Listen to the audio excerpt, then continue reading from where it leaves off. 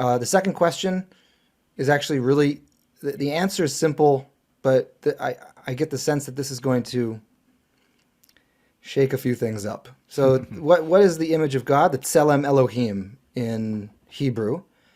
Oftentimes, people will sort of import their own meaning onto that. What is it to be created, for humans to be created in the image of God? Well, it probably means something like God has an intellect, and God gave us intellect, or God is ethical and we have ethics as human beings just like God does, or God expresses emotions and we too as humans can express emotions, or God is a relational being and so are we. That's what's the image of God. None of those things is what the image of God means in Hebrew or in the Hebrew Bible. Shia, you mentioned Saja Gaon. Another very famous rabbinic thinker was Moses Maimonides, called the Rambam. And the Rambam, in a text called The Guide for the Perplexed, says that to be made in the image of God, the tselem of God, is essentially human beings receiving God's intellect or ability to reason or to think. This makes sense because Maimonides was a philosopher, so there you go. But what does tselem Elohim actually mean in the Bible, in Genesis 1? Again, I hate to sound like a broken record, but the only way to figure out what a word means or a phrase means is to go find it elsewhere in the Bible and to compare it to what you're trying to figure out, okay?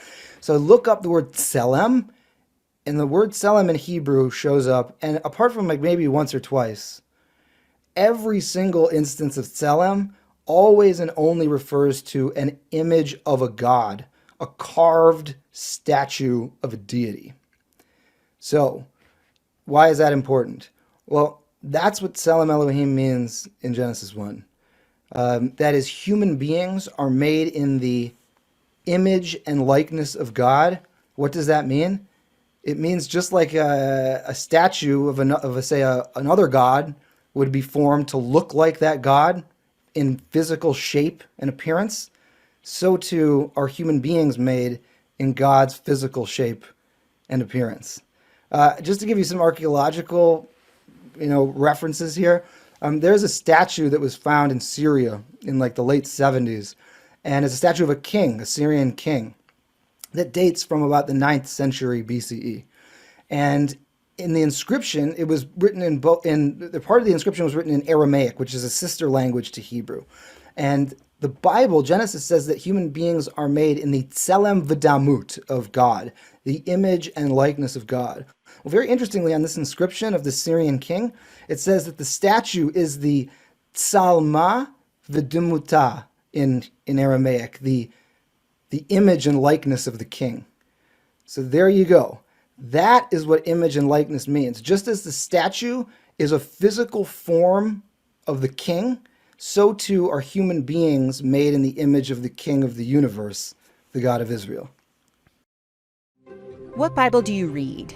And how do you know it's the right one?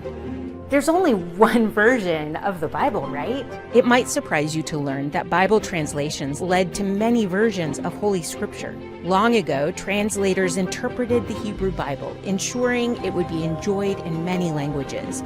But when they encountered Hebrew words they didn't understand, translators relied on their individual cultural context and used different words with different meanings unrelated to the original ones. This led to Bible versions that lacked the full, beautiful, original explanations becoming part of our history.